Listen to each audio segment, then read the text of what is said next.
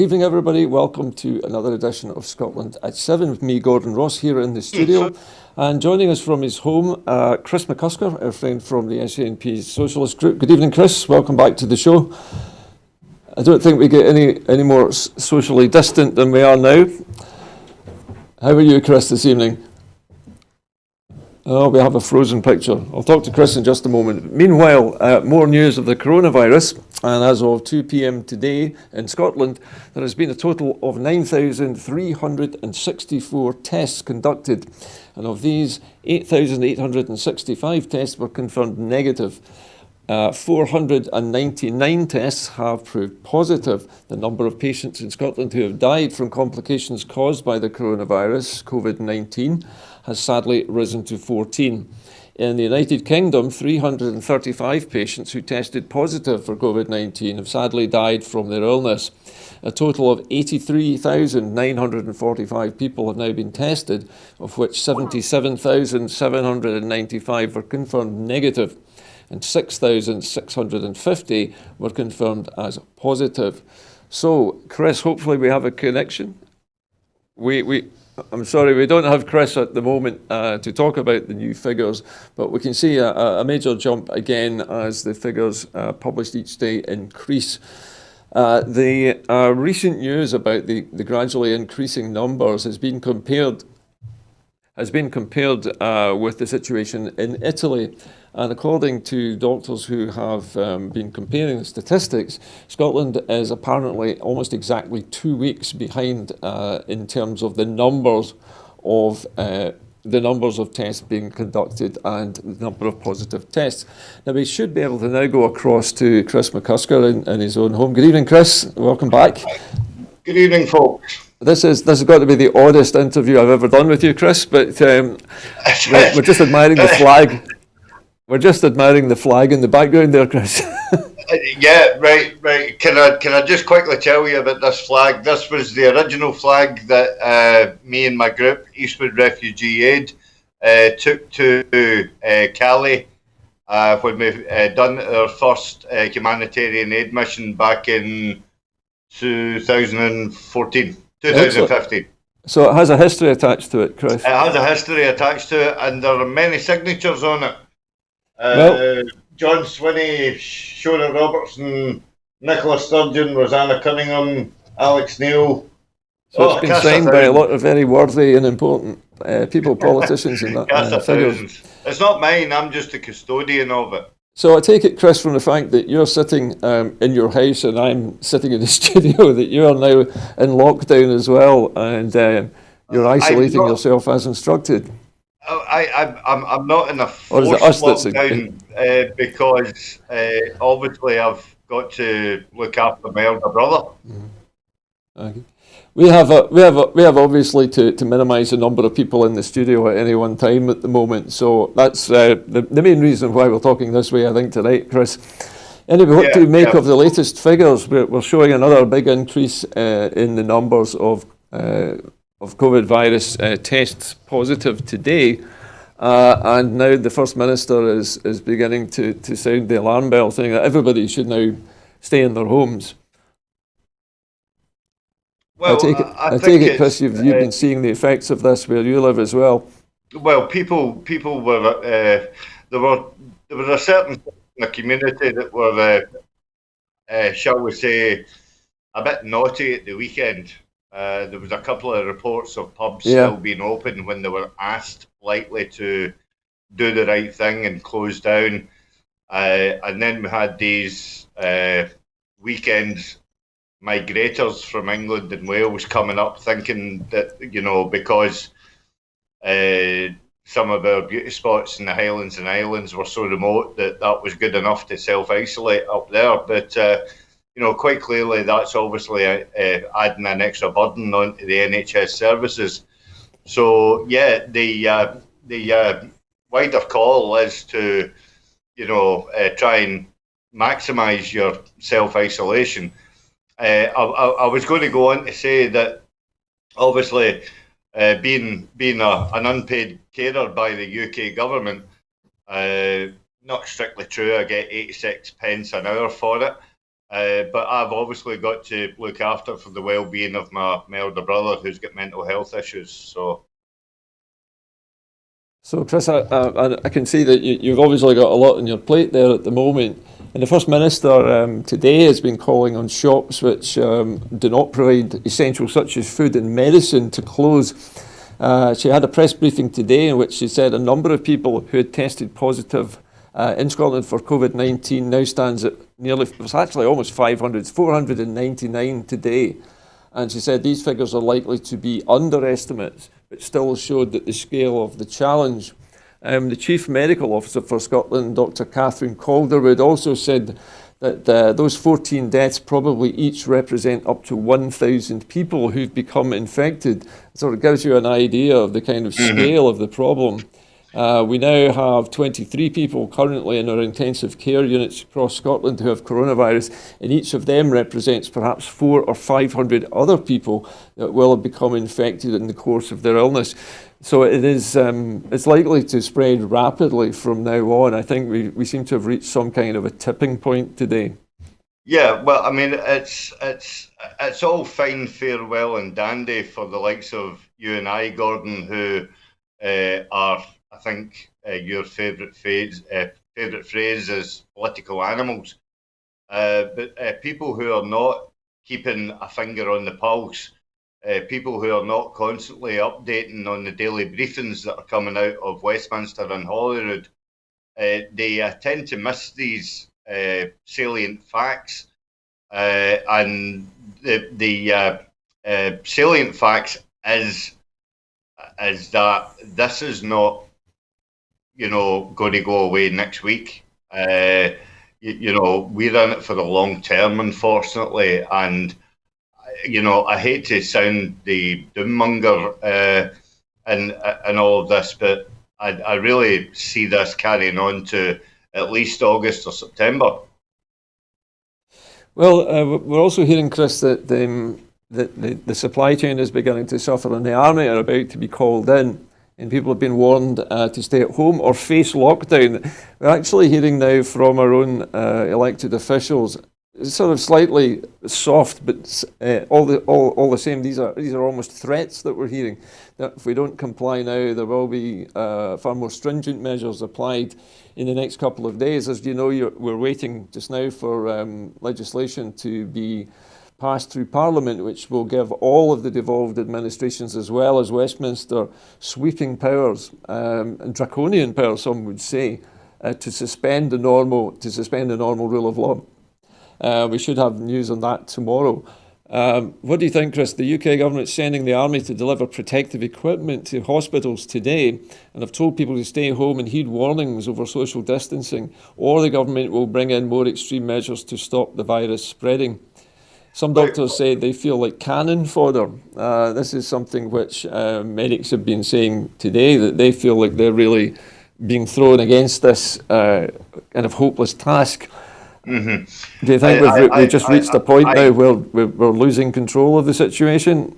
Yeah, well, I get the need for the army to help us out in the supply chain and the logistics of moving medical equipment, medical supplies around. I totally get that, but what you're really subvertedly insinuating, Gordon, that we might be looking at martial law at some point in time. And I think if we go down the road of martial law, then I think it's it's a dangerous one to go down. I was watching Parliament earlier on today where they were discussing the fact that the imposition of these laws could actually infringe the Human Rights Act. Yeah. So it's a very, very dodgy. It's interesting, Chris. I think the conversation that I heard in Parliament today in Westminster went that the four parliaments, if you want to call them, the four administrations, London, Holyrood, and also in Cardiff and in Belfast, all four of them will be able to selectively apply and remove these new regulations, these new powers, as and when they feel the need. What hasn't seemed to have been, what doesn't seem to have been given yet is detail on whether Westminster has some kind of overall veto or overall control over what the devolved administrations do. Well, I think that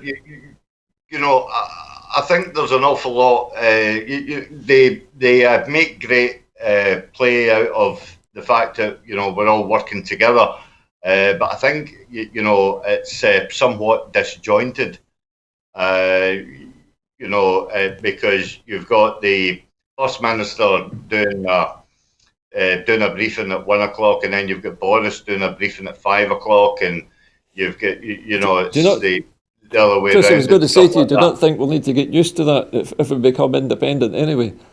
Well, yes, of course. That we should be happy that we have a First Minister who can take control like this. Yeah, but what we've done, Gordon, is the fact that we have entered into this, and I hate to use this word, but we have entered into this in a kind of like four-state coalition. And I think because we've done that, then we should all be singing from the same hymn sheet. And I don't necessarily think that we are. Now, I personally was advocating for the fact that, we've been constantly told since 2013 that we are a European country. We embrace the values of the European Union. And so why are we following the British model then? I think that was a wee bit of a faux pas. Yes, there's an argument that Mr. Johnson delayed for something like 7 weeks before taking action, and that has allowed things to get worse. I would definitely buy into that. Yeah, because I don't think that Boris Johnson, in his wildest dreams, thought that he'd be dealing with a situation of biblical proportions. That not even his. They seem to have got their models completely wrong. Their modelling of the situation wrong, and then had to admit that it was wrong, and using all these behavioural sciences to try and predict. Well, but. We have covered this before actually on the show, I think yesterday, but what I'd like to do, Chris, actually is to talk a little bit more about what was going on with shortages of kit today.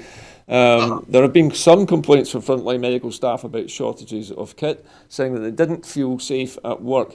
In a letter pleading with the Prime Minister Boris Johnson to increase personal protective equipment supplies, more than 6,000 frontline doctors said that they were being asked to put their lives at risk with out-of-date masks and low stocks of equipment. Advice to stay at home and avoid social gatherings went unheeded by millions at the weekend, who took advantage of sunny weather and flocked to parks and beauty spots over the weekend, ignoring instructions to stay 2 metres apart. Emma Williams, the Chief Executive of the Snowdonia National Park Authority in Wales, said the past 24 hours had been unprecedented, a word which seems to have become the most popular word in the English lexicon at the moment. We have experienced the busiest visitor day in living memory. The area has been overwhelmed with visitors, he said. The Westminster government warned that Britain would face a shutdown with curfews and travel restrictions if people continued to flout the advice. Well, we're perfectly prepared to do that if we need to, because the objective here is really clear, which is to stop the spread of the virus. Of course, we will enforce and bring in further strong measures if we need to, Matt Hancock told Sky News. The authorities are also pondering whether to close all non-essential retail shops. Some firms have already acted because of slowing demand, while clothing retailer Primark and department store John Lewis saying today that they would temporarily close all of their shops. Today, the first part of a £330 billion or $384 billion loan guarantee scheme for businesses has opened, which will help small and medium-sized firms borrow up to £5 million to deal with coronavirus stoppages. Well, Chris, here we have two, I think, separate issues here that really are about both businesses and human beings. I mean, the human beings, of course, are really the doctors who have to face patients with this disease with old masks or ineffective equipment. Yeah, well, and again, this is, what I would go back to by utilising the army in order to make sure that the most up to date and the most safe, the most safest of PPE equipment is available to the NHS staff because they are at the front line of, I understand, Chris. pandemic. Chris, I'm sorry to interrupt you. I understand that the special masks worn by doctors are different from the ones available to the general public, in that they have some kind of rubber seal around the outside edge of the mask. Is that correct? I am led to believe that is the case, Gordon. Yes, and many of the staff have been using the ones for the, if you want to put it like average layperson, because they have to wear something, and something is obviously better than nothing. But by the same token, something better than nothing is not good enough. And without putting too sharp a point on it, that the UK government really have to get their finger out on this. Well, I know, Chris, from many years ago, I worked as a laboratory technician in a plant cloning laboratory, and we used to spend 8.5 hours per day in a white noddy suit with paper masks on, and it is very uncomfortable, hot and sweaty, and it's not a pleasant experience. And I'm sure the medical staff must be feeling the same exhaustion as well. We've also seen pictures as well. I've seen pictures on social media of 4 doctors in Italy after a 10-hour shift, and they had the markings around their face, where they've a big red mark around the mask on constantly all day. So definitely they need to move to that type of. See, I mean, if you think of it, if there was an anthrax attack, then obviously they wouldn't send the army in with the run-of-the-mill masks that are available over the counter. They would have all the best of gear and the best of equipment. We're not talking about paint dust from when you're sanding your floorboards here. We're talking about a pathogenic biological hazard. Anyway, as well as there being sort of a problem with the supply chains for medical kit, there also is a general problem with the supply chains as the coronavirus lockdowns have spread. And freight carriers are struggling to deliver goods by land, sea or air as the coronavirus pandemic forces Western governments to impose lockdowns, threatening supplies of vital products, including medicines, into the most affected areas, such as Italy. While China's draconian steps to stop the spread of the virus are now allowing its economy to slowly come back online, supply chains are backing up in other parts of the world. Problems ranging from finding enough truck drivers to restrictions on seafarers and lack of air freight are hitting the smooth flow of goods, freight logistics operators have said. Stockpiling and panic buying by consumers are also adding to strains. The supply chain disruption has moved rapidly from east to west, according to Mohammed Isa, the Chief Commercial Officer Europe with the global logistics company Agility.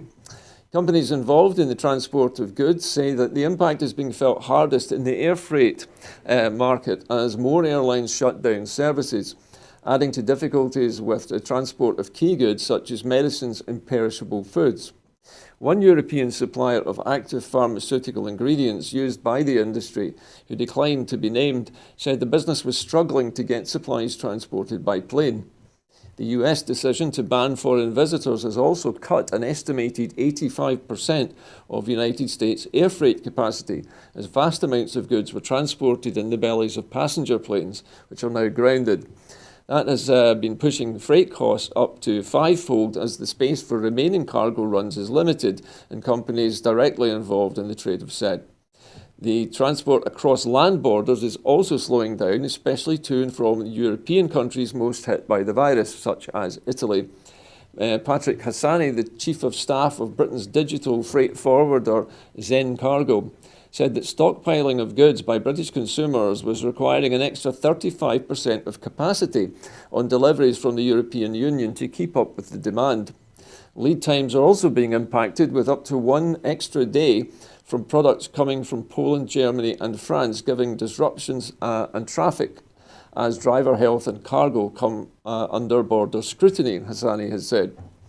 On European freight, there are also shortages of containers, as many as tens of thousands in Europe and the United States, as shipping lines struggle to send through enough equipment after disruption caused by China's shutdown. A shortage of crew for ships is also affecting maritime supply chains.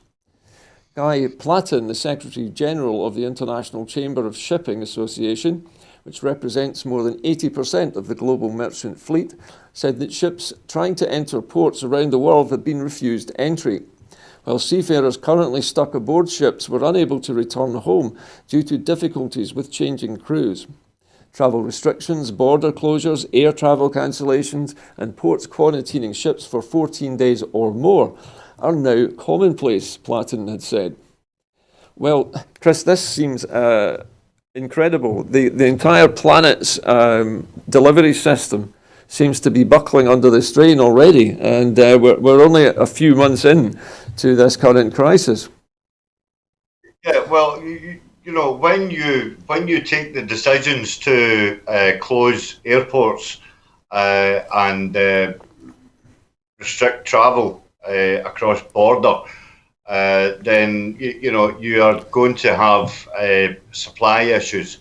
There's absolutely no doubt about that. So I'm not surprised that we're 24 hours behind Poland and we're 24 hours, you know, behind Germany. And I think what's most Chris, I think what's most worrying at the moment is the fact that many sensitive, time-sensitive things like drugs are finding it difficult to get to where they're needed because there aren't enough freight flights flying between major destinations at the moment. Yeah, well, I hate to sort of like make the analogy between, you know, what we're dealing with now, which is obviously a human catastrophe, and Brexit was not a human catastrophe. But these things, you know, I could foresee that these things happening if we, you know, were actually out of Europe anyway. There would be some disruption to the supply chain coming into Britain. And now, hopefully, people can see exactly what it means to hold people up at the border. Of course. You know, just to sort of like check their identity, check their wellness, check their capability to drive and all that kind of thing. This is now a global problem, Chris, and of course, in terms of the global supply chain, at least we in the West have got used to the so-called just-in-time system of delivery, where goods arrive just before you need them, rather than having them stockpiled for months in a certain place. I wonder, actually, Chris, I know that you have some expertise in the airside business of air transport. Is it feasible for airlines, for example, to take the seats out of passenger aircraft and use them for freight? Can that be done? Yes, they can, but it's not necessary. There is a whole fleet of cargo aircraft, which, you know, generally really only operates, you know, half of the day. So, you know, yes, you can take a spanner into an aircraft and take the seats out. You know, I mean, that's how they remodel jet aircraft for superstars, to put their luxury couches in and you know, their jacuzzi baths and stuff like that. So it is more than conceivable to do it, but there is a plethora of cargo aircraft which sits. It doesn't constantly fly 24/7. You know, some of them sit for 8 hours at a time, and some of these people are like DHL, for argument's sake. DHL have got about between 6 and 8 aircraft that run out of any one airport, I'm thinking about Glasgow. I think they had about between 6 and 8 aircraft that sat on a remote stand. Chris, I was going to say to you, one of the things that I've discovered myself from a personal viewpoint today was when I went yesterday to a chemist shop to buy a brown inhaler for a relative who has acute asthma. They didn't have any, despite it being on order. And I went back today and I had to queue for 40 minutes, in a big long queue of people waiting to get into a shop that would only take 4 at a time, only to find that they cannot get brown inhalers at the moment for some reason. I'm guessing they come from Europe somewhere. Yeah. Well, this is quite a new phenomenon because I've seen these lengthy queues outside chemist shops in my area, and I often think that some of the stuff could be couriered, but again, you're looking into the health and safety of it. You would need to look at the risk assessment of it, and all that kind of chat. Yeah, definitely the just-in-time supply of vital medicines was something that Dr. Philip of Whitford actually highlighted, for the last 2 years, 3 years, in the context of Brexit. So, we knew we were going to. Yeah, you're right. We anticipated problems like this with Brexit, but never on this enormous scale across the planet. What I have to point out, Gordon, is at the time that I'm saying I'm not surprised. Again, I have to point out to the viewers it's deeply, deeply saddening, and and anybody who cannot get such things as brown inhalers, it really is. It's a shocking state of affairs. Well, Chris, listen, we're going to leave this subject for the moment and move on to the next really big breaking story today, which is, of course, the end of Alex Salmond's trial today. Alex Salmond, the figurehead of Scotland's independence movement, was acquitted on all charges today. Mr. Salmond, who's 65, was found not guilty by a jury at the High Court in Edinburgh of 12 charges, including attempted rape, sexual assault, and indecent assault. The charge of sexual assault with intent to rape was found not proven. Salmond, who led the devolved Scottish government for 7 years until 2014 and helped drive the growing support for Scottish independence as leader of the Scottish National Party, had denied any wrongdoing. During his trial, he said that some of his behaviour had been inappropriate, but he had not broken the law. Obviously, above all, I would like to thank my friends and family for standing by me over the last 2 years, an emotional Salmond, widely credited with helping to push support for secession to record levels, said outside the court. Whatever nightmare I've been through over these past 2 years is as nothing compared to the nightmare that every single one of us is currently living through, he said, with reference to the coronavirus crisis. People are dying. Many more are going to die. God help us all. In 2018, Salmond took legal action against the Scottish devolved government over how it handled a complaints process against him in a sexual harassment case. He won the judicial review in January last year over how that case was handled by the Scottish government, when it conceded that it had acted unlawfully in probing the harassment claims. That case had pitted the two most popular figures in Scottish independence movement against one another, and a dispute has continued to simmer between the two factions in the SNP. Now, Chris, I know that this is a subject which is very sensitive to SNP members, and I'm not going to try and split the party by asking questions about where you stand on this. But do you have an opinion on Mr. Salmond's acquittal? What's your reaction to this been? I think, and I have to be careful here because I'm mindful of there will be female viewers tonight who have got mixed feelings about this. Yes, I understand. Well, I've known Alex ever since I came into the party. I've known him personally. I've worked with him. He was instrumental in helping me set up the SNP Socialist Group. He's given me guidance and tutelage, and I've got a very high regard for the man. I find that you know, I mean, Alex was, you know, he could say the odd thing that would maybe, you know, turn your head twice and sort of like go, did he actually say that? Or, you know, but I never actually thought that, oh my God, did he just do that? So, you know, I really can't comment on that score. Hmm. Uh, again, any time that I was in his company and Nicola's company, I've never seen any frosty receptions. So, I've so, never so seen. Chris, do you think the press is manufacturing a split within the Oh, party? listen, I had to watch the BBC report. I'm sorry, You were but you I just forced had. into it, Chris?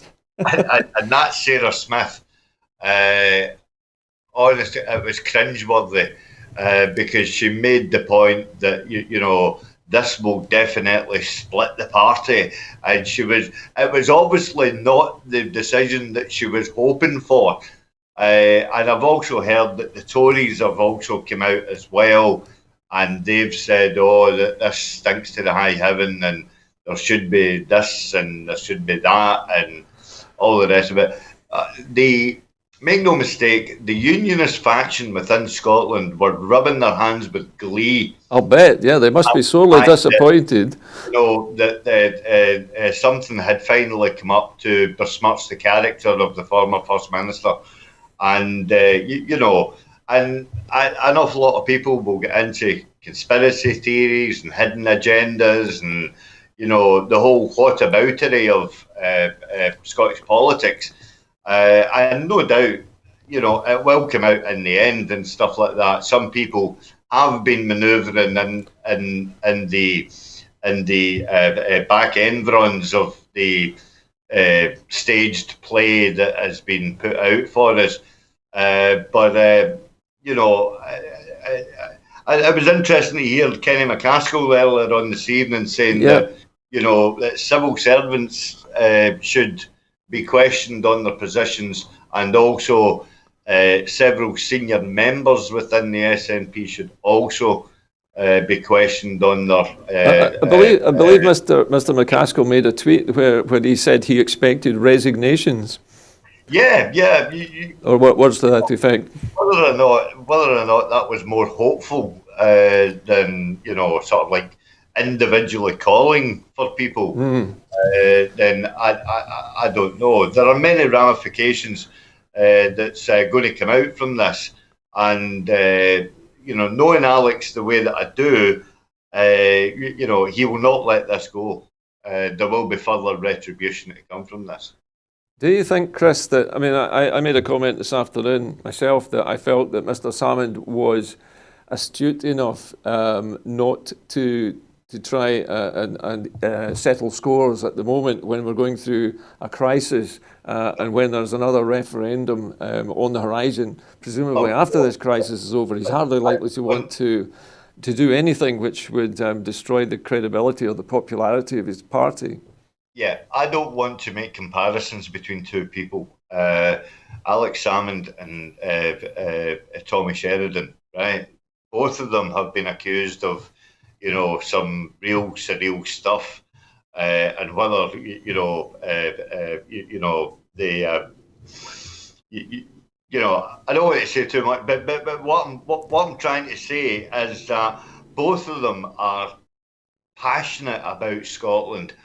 And they put Scotland before everything else. And Yeah. Alex, I personally think that Alex has been dignified in himself to go through this nightmare that he has gone through in order to, you know, come out the other side from it. Whether he returns to politics, whether there's an avenue back for him to come into the party, I don't know. He seems quite happy doing his. He did. Chris, he did say well before the court case that after he cleared his name, he looked forward to rejoining the party that he loved. Whether that happens now or not, I don't know. I mean, whether they'll be able to rejoin the party at some level, you know, and hold some sort of office, as you know, a bit of a grey area. I don't know the ramifications for that. He strikes me, Chris, as the sort of man who can put personal animosities aside in the name of the cause itself. Well, I think that he can, but whether they can do that with certain people in position within the party at this moment in time, is a debatable issue. Quite clearly, there have been people, and obviously I'm not going to name names, but there have been people within the party who, have, not made it easy for them, shall we say. It's whether, as Kenny McCaskill said, whether they resign on their own volition or whether they're going to be forced out to offer their resignation, who knows? But what I was saying was that there's no doubt that Alex can apply to rejoin the party and stuff like that. But whether whether he would pass the vetting procedure.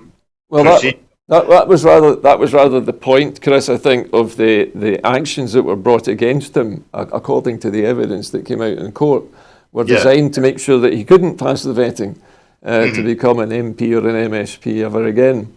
The campaign against him was actually designed specifically to prevent him continuing in politics. But I mean, I can only speak about the internal vetting procedure within the party as I know it. It's actually wildly different to Scottish Labour. In my time, I went through the vetting procedure for Scottish Labour, and I actually think that the SNP's is far more stringent. Possibly to the point of being a wee bit intrusive. So he would need to go through that whole process, and if he comes out of it and whatnot, what have you, whatever benches he chooses to sit on, I would welcome him back. Chris, listen, I'm sorry to cut across you, but I need to move on to our next story. Which is, believe it or not, still about the coronavirus. This story is in fact about social care, which is, of course, at the heart of the response to the coronavirus. Councils have been asked to increase support for care at home, for nursing homes and care homes to reduce the delayed discharges and free up hospital beds. The Health Secretary, Jean Freeman, has confirmed to COSLA that subject to expenditure being aligned to local plans, the Scottish Government will meet additional costs to increase support and staff capacity in social care. The move aims to help the care system to adapt to increasing pressure placed on it by the COVID-19 virus, with many people requiring continued support for daily living, even if they have not contracted the virus. Ms Freeman said, "We have placed the NHS on an emergency footing, and we also need to increase the capacity in our social care sector. Extensive work is already underway by health and social care partnerships to free up hospital beds and to care for older people and others in need of support in care homes and in our communities. We now have informed councils that any additional expenditure to maximise the care available to the communities aligned to work that is already underway will be covered by the Scottish Government." COSLA's Health and Social Care spokesperson, Councillor Stuart Curry, said that COVID-19 represents an unprecedented challenge to anyone working in the caring professions in Scotland. The Scottish Government and local government have shared leadership to ensure the entire system is working together to optimise the impact on the well-being of our communities. Work is underway locally to do this, and today's announcement gives welcome assurance to the sector about the steps which will be taken to maximise the care available to our communities. COSLA guidance will be issued shortly to support commissioners to work collaboratively to protect the resilience of the social care sector and to ensure that it remain operationally and financially viable. So this looks like both Scottish Government and local authorities working together, Chris, here to make sure that they put additional funding into social care when it's being affected by the events surrounding the coronavirus.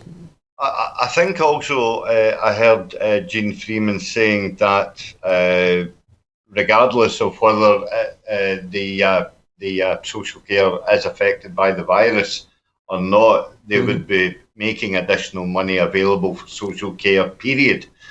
which is welcome news indeed.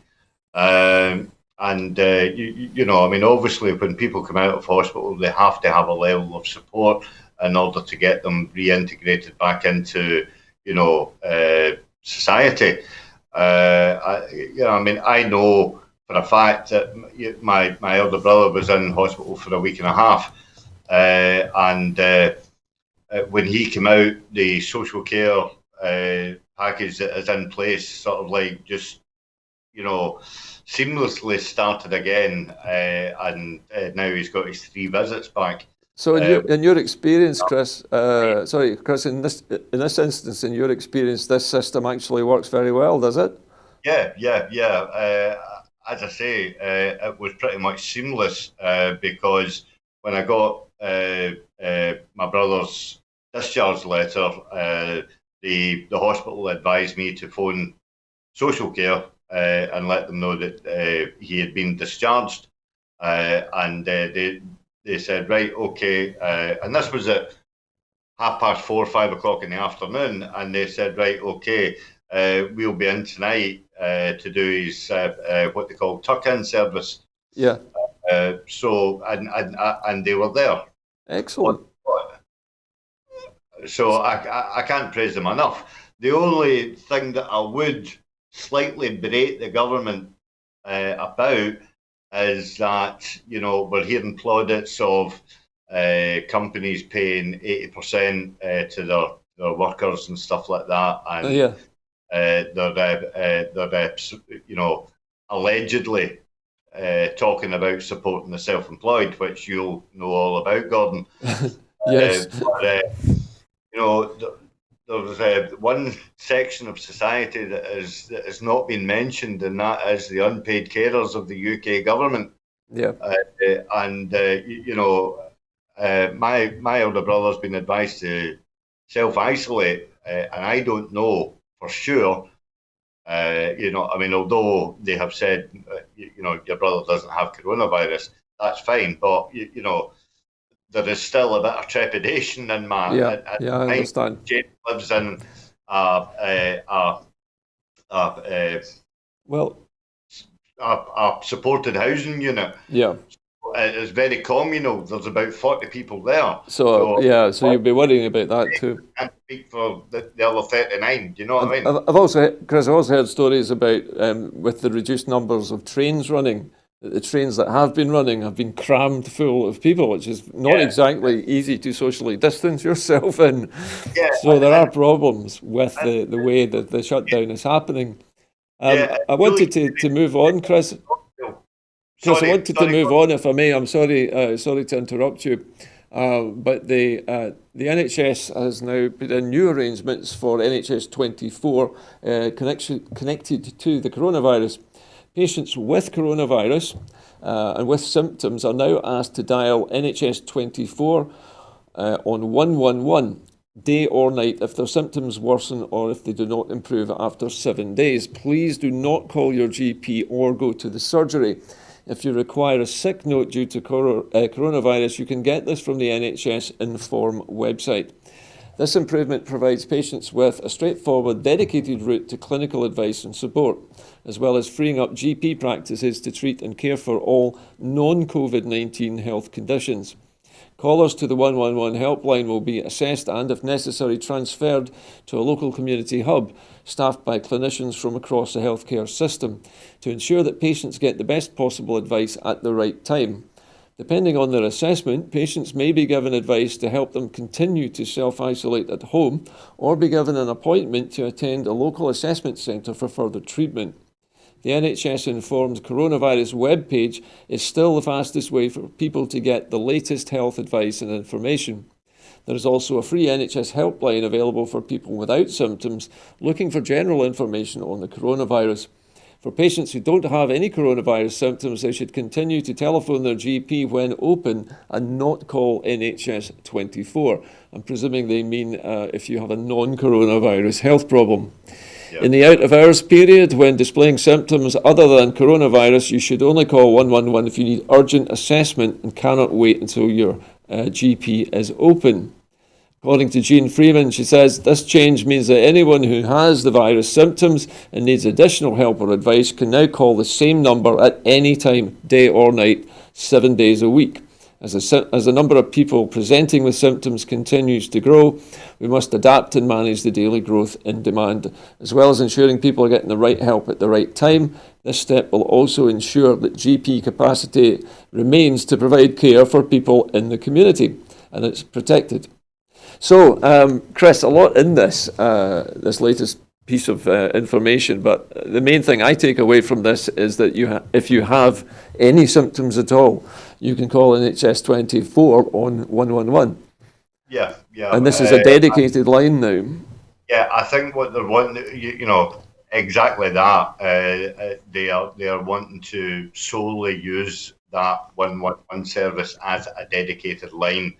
And what you have to take away from that is that they're hoping that the people that are going to use that is going to. Yep.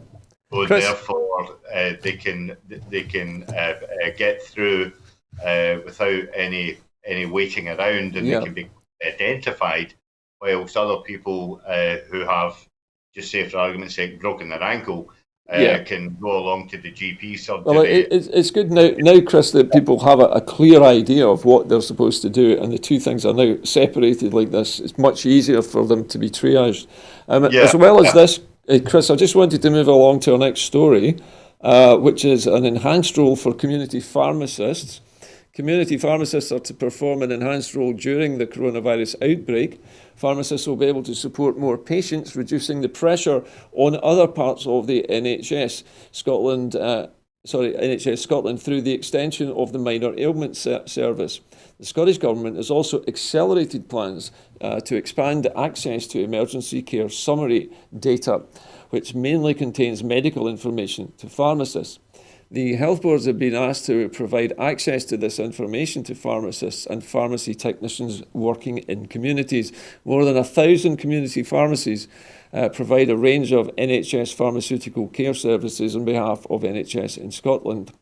So, Chris, the chemist shops are now being given a lot more information on the patient's history, so that they can make presumably faster, not so much diagnoses, but at least pick the right kinds of medicinal help for their clients visiting their pharmacies. Yeah. And I just hope that this is not going to replicate the hordes of people who were outside Costco last week. They're going to be now waiting outside the pharmacy and queuing up the street. Certainly, Chris, there have been queues outside pharmacies as pharmacists try to manage the numbers safely. And that's to keep us distanced from one another.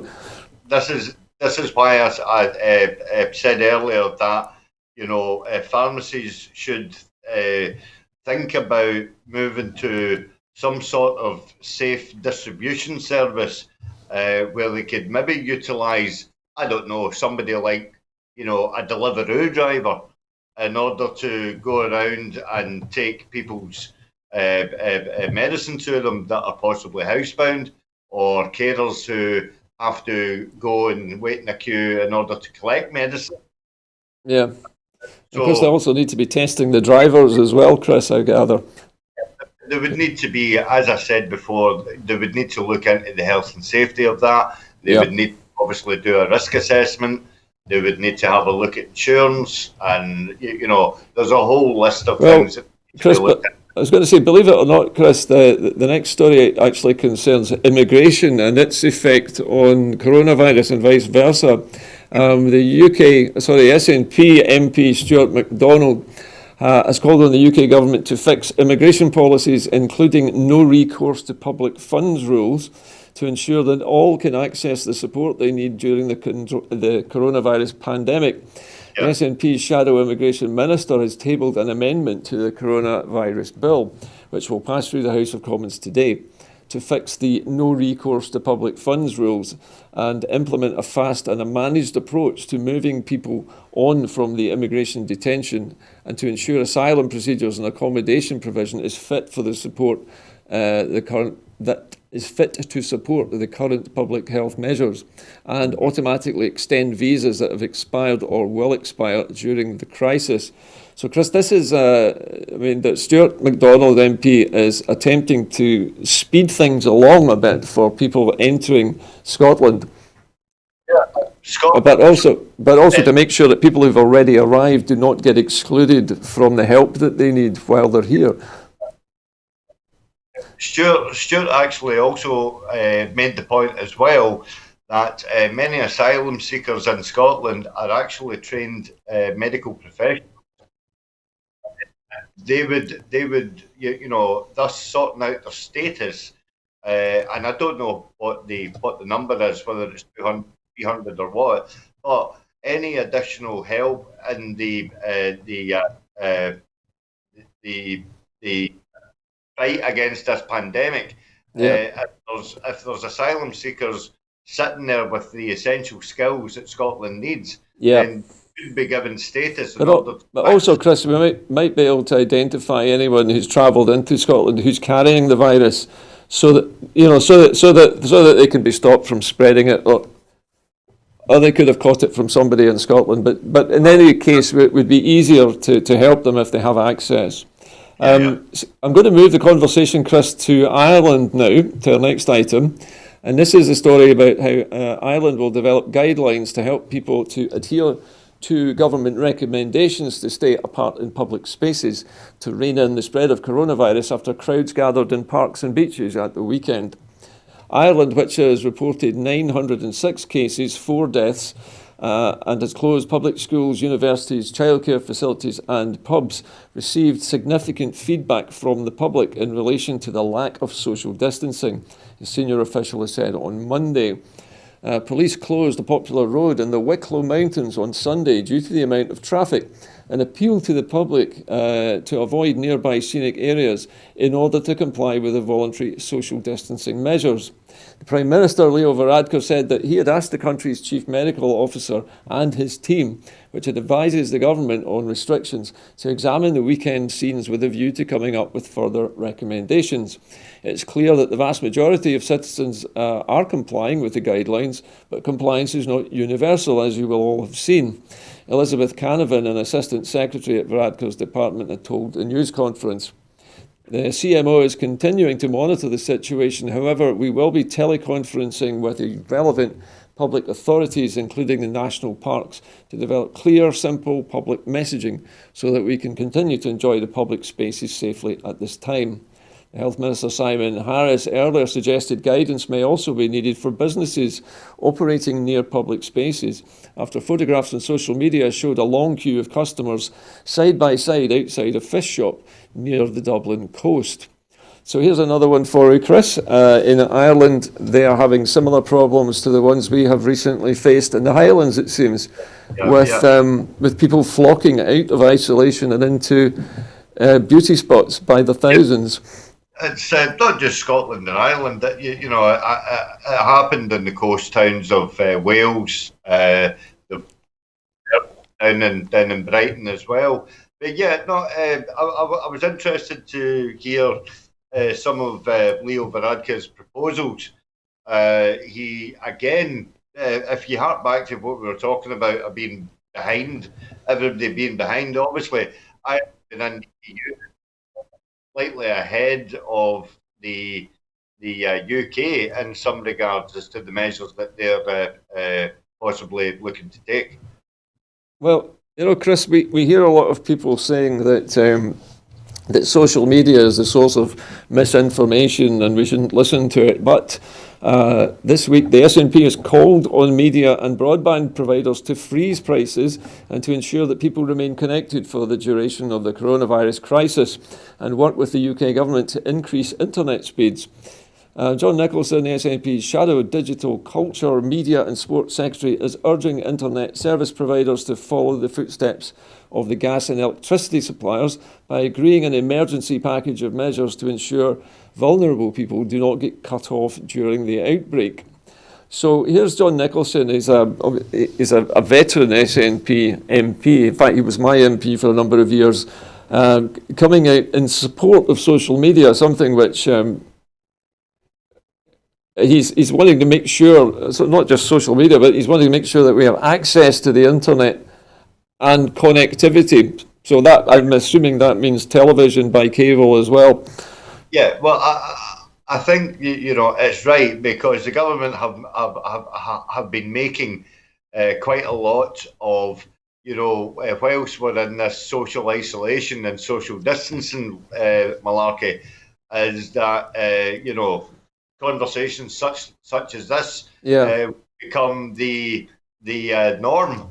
Now I was going to say the last time I was on Skype was last Monday. I was on Indie Live Radio, but previous to that, my only use of Skype has been to call my elder brother in Australia, and we occasionally we find that that's a good way to sort of obviously see each other. Yeah. So I think John is absolutely 100% right, and it is if utility companies and like the gas and the electric, well, telephone providers, broadband providers are a utility company. They should be following suit along with the gas board and the electric board. Yeah. To how it seems, used to call Chris, them. I don't know about you, Chris, but it seems a very small ask for the government to ask the internet service providers just to freeze their prices for a while. I mean, most of them increase their prices yearly in line with inflation. And of course, they're due now to go up again. Yeah, but do you know what it is, Gordon? It's asking corporate business to have a bit of social conscience for the good of the wider society. So, it's trying to introduce a bit of socialism into these corporate businesses. And some of them, to their credit, have taken it up. You've seen some businesses, close their doors and stuff like that, and they would rather put their business, before their staff. So it is a small ask, and I think it's a good shout. We're just hearing, Chris, yesterday that councils were saying that they will pay all their staff. I beg your pardon, I'm mishearing this. Timson's, I beg your pardon, not the councils. Timson's the shoe shop. I beg your pardon. So Timson's, the shoe repairers, the cobblers, as they used to call them, are going to pay their staff through the crisis as well. So workers a big scare there, Gordon. Yeah, sorry about that. I misheard something in my earpiece. I do apologise. But we are Timson's, and fair play to them. But I've also heard of other companies who have made the magnanimous gesture of, yes, the government are going to pay 80% of your wages, we'll give you the other 20%. That's all fine and well and good, but I hate to sound like a broken record and go back to us poor carers and the self-employed who are not getting any recourse whatsoever. Well, Chris, there's a little bit of news on that front today that I can tell you exclusively, and that was that Mervyn King, the former head of the Bank of England, came out demanding that Rishi Sunak stops worrying about the national debt and gives all self-employed people exactly the same payments that he's giving to the employed. Apparently 100 economists have backed him up. I'm hearing reports that in the EU and other such countries, they're paying up to €400, $400 as an initial payment, and then trying to work out through the rest of it, as to some sort of basic income for the. Chris, I remember somebody mentioned to me a saying which I hadn't heard for a long time, and that was that socialism starts when you've used up everybody else's money. And I think that's probably a good way of putting it, that the companies suddenly become all socialist when they run out of money themselves. Yeah, well, I put a tweet out as well saying basically when corporate business fails, then the natural selection is socialism. Unfortunately, there is no sort of like middle ground between capitalism and socialism. Yeah. Because the middle ground has never prevailed in global politics. Well, Chris, listen, I do apologise for stopping you there, but we have run out of time this evening, as we always do, right when we're getting into the middle of something. But listen, I wanted to thank you, Chris, for your contribution tonight from your living room. And also, just to wind the show up this evening, just to remind our viewers that if you want to become a supporter of Broadcasting Scotland, you can do so by following the instructions on the screen, by going to broadcastingscotland.scot/register. And you can give single donations if you want. We're always grateful for all the help that you give us.